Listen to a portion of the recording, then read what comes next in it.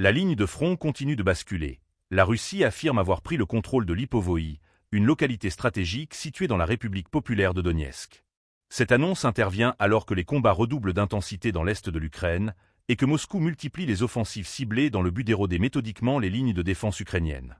N'oubliez pas de vous abonner pour ne rien manquer de nos prochaines vidéos et partagez votre avis en commentaire.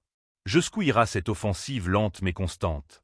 Selon les informations rendues publiques par le ministère russe de la Défense, les forces armées ont réussi à repousser les unités ukrainiennes stationnées dans le secteur de Lipovoï.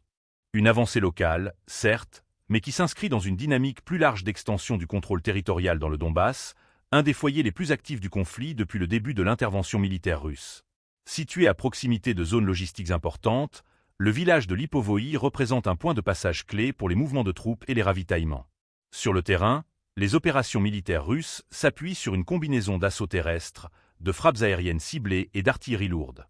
Les unités d'infanterie seraient appuyées par des blindés et des drones de reconnaissance, permettant un quadrillage systématique du territoire conquis. Ce type de manœuvre vise à désorganiser les défenses adverses, à isoler les bastions ukrainiens encore tenus et à préparer les étapes suivantes de l'avancée vers les grands centres urbains du Donbass. L'annonce de la libération, selon le terme employé par Moscou, de Lipovoï s'inscrit aussi dans une stratégie de communication bien rodée. Chaque gain territorial, même minime, est valorisé pour affirmer une progression continue, malgré la stagnation apparente sur certains fronts. Le Kremlin entend ainsi montrer que, sur le long terme, la pression militaire exercée finit par produire des résultats tangibles, visibles et présentables à son opinion publique.